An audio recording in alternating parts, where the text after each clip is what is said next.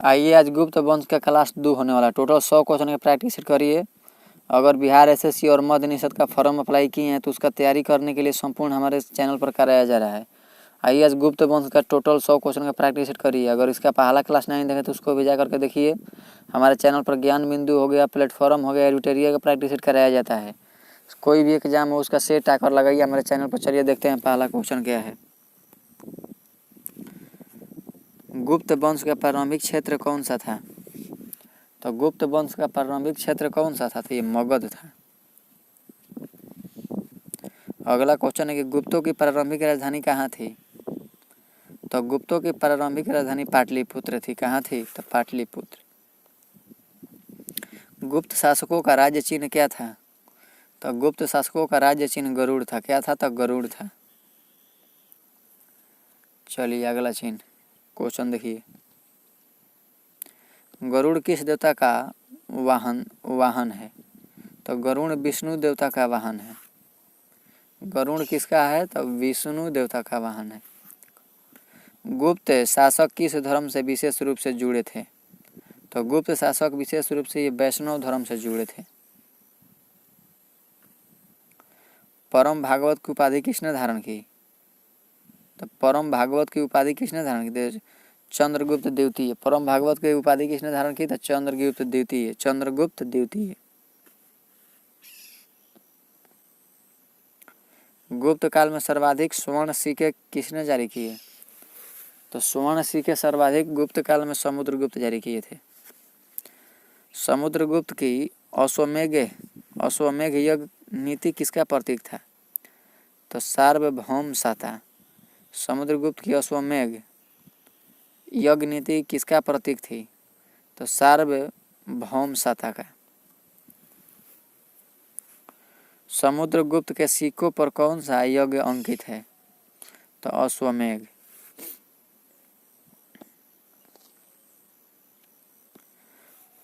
प्रयाग प्रशस्ति किस स्तंभ पर अंकित है? प्रयाग प्रशस्ति किस स्तंभ पर अंकित है? तो अशोक स्तंभ। किस पर है? तो अशोक स्तंभ पर।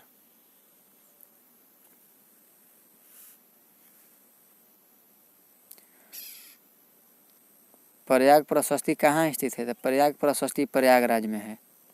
प्रयाग प्रशस्ति कहाँ है? तो प्रयागराज में है। गुप्त काल में दंड का आधार क्या था? तो धर्म था।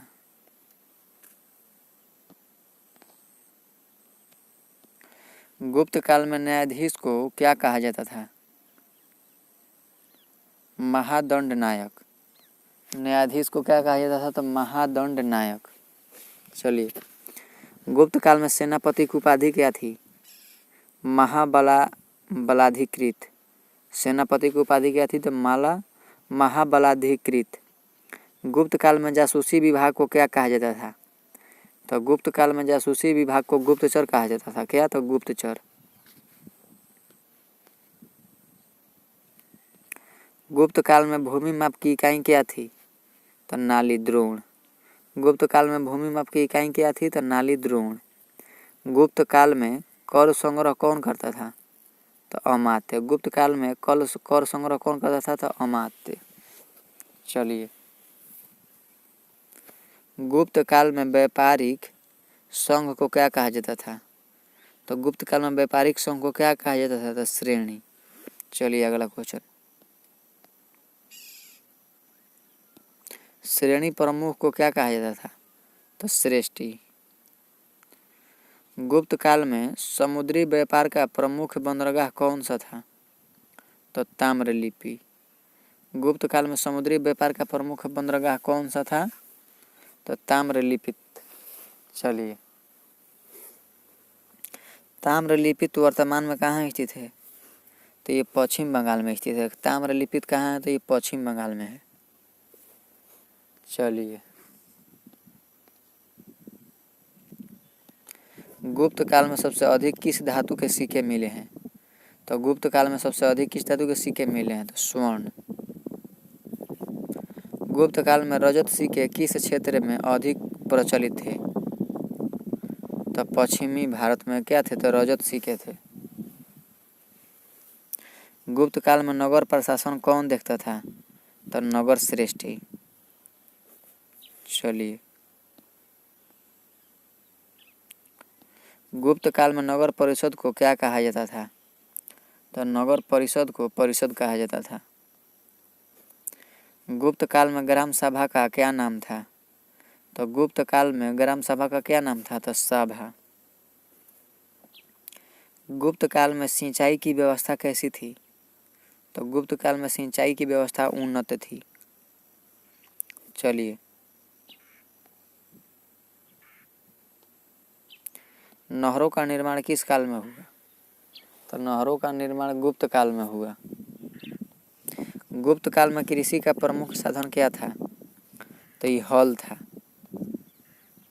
गुप्त काल में प्रमुख फसल कौन सी थी? तो गुप्त काल में प्रमुख फसल धान थी। गुप्त काल में कर प्रणाली कैसी थी? तो सरल। गुप्त काल में करों की संख्या कम क्यों थी? तो जन कल्याण नीति के कारण। किसके कारण? तो जन कल्याण नीति के कारण। गुप्त काल में उदंग्र क्या था? गुप्त काल में उदंग्र क्या था? तो ये भूमि कर था उदंग्र। चलिए, ऊपरी कर किसे कहते थे? तो अतिरिक्त कर। गुप्त काल में राजस्व किस रूप में लिया जाता था?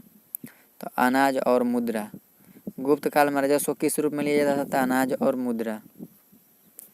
गुप्त काल में सबसे अधिक विकसित उद्योग कौन सा था?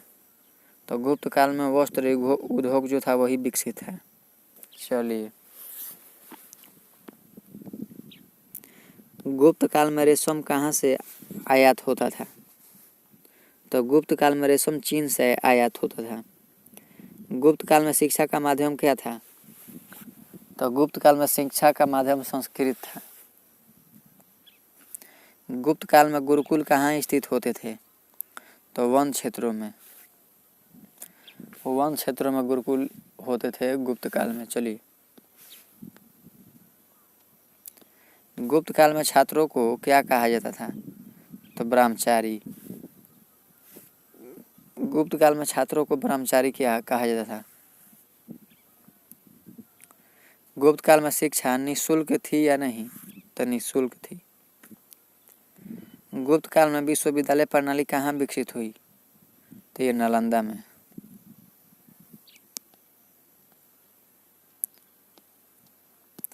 नालंदा किस धर्म से संबंधित है?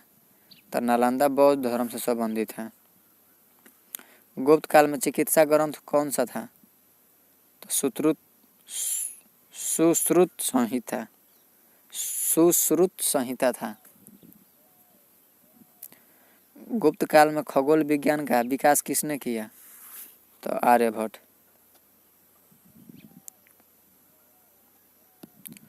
आर्यभट्ट ने पृथ्वी के बारे में क्या बताया? तो पृथ्वी गोल है। गुप्त काल में वर्ष की गणना किस आधार पर थी? तो सूर्य। गुप्त काल में वास्तुकला की विशेषता क्या थी? तो सरलता और सौंदर्य।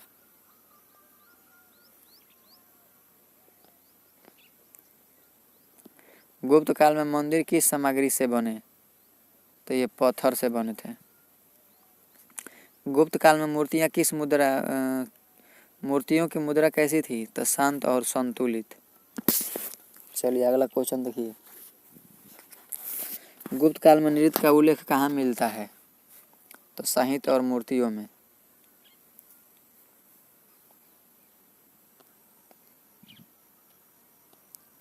गुप्त काल में चित्रकला का सर्वोत्तम उदाहरण क्या है? तो अजंता की गुफाएं। अजंता की गुफाएं किस धर्म से संबंधित है? तो बौद्ध धर्म। गुप्त काल में समाज किस व्यवस्था पर आधारित है? तो वर्ण व्यवस्था।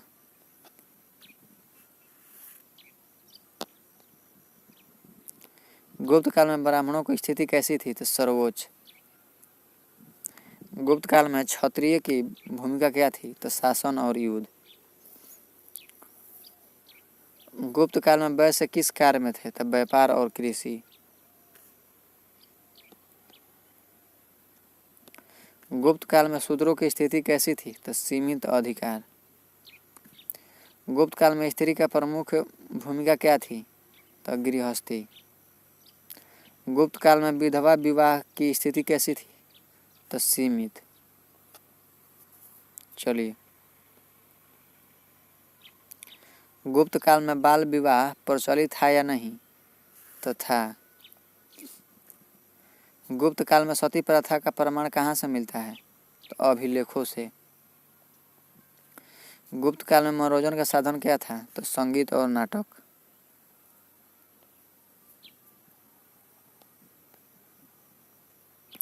गुप्त काल में नाट्य शास्त्र किससे संबंधित है?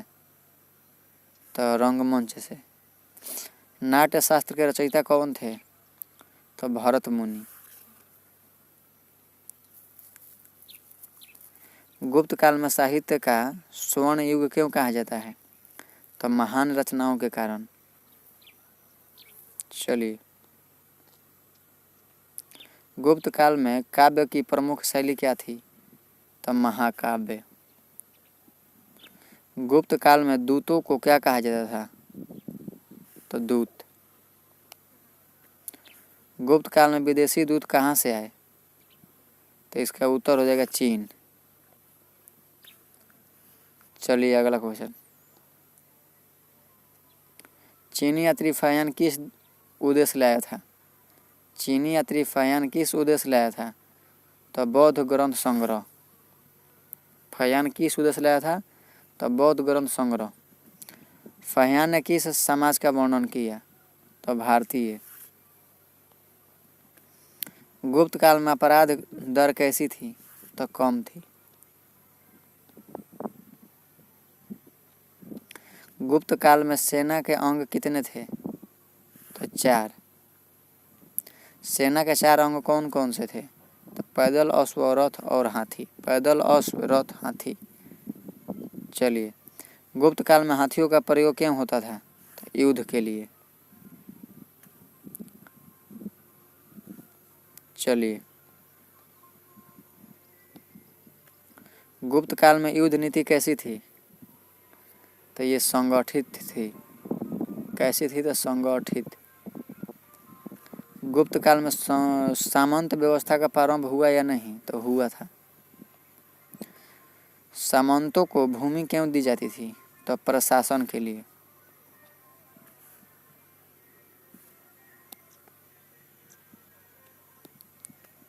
गुप्त काल में भूमि अनुदान का प्रभाव क्या पड़ा?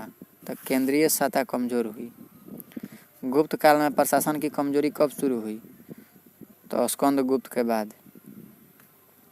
हुनों का प्रमुख शासक कौन था? तो तोरमाण। हुनों का प्रमुख शासक कौन था? तो तोरमाण। हुनों ने भारत पर आक्रमण क्यों किया? तो लूट के लिए। हुन आक्रमण से किसे सबसे अधिक नुकसान हुआ? तो गुप्त साम्राज्य का। गुप्त काल में आर्थिक संकट क्यों आया? तो युद्ध और दान के कारण।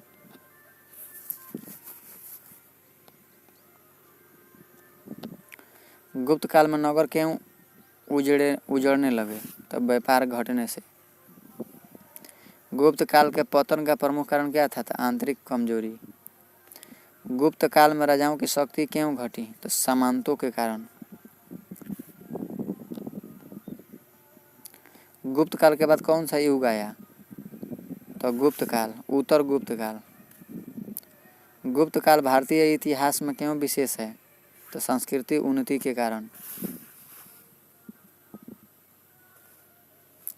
गुप्त काल को स्वर्ण युग किसने कहा? तो इतिहासकारों ने।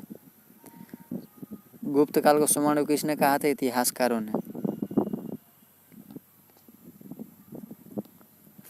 गुप्त काल में सबसे बड़ा योगदान किस क्षेत्र में था? तो कला और विज्ञान।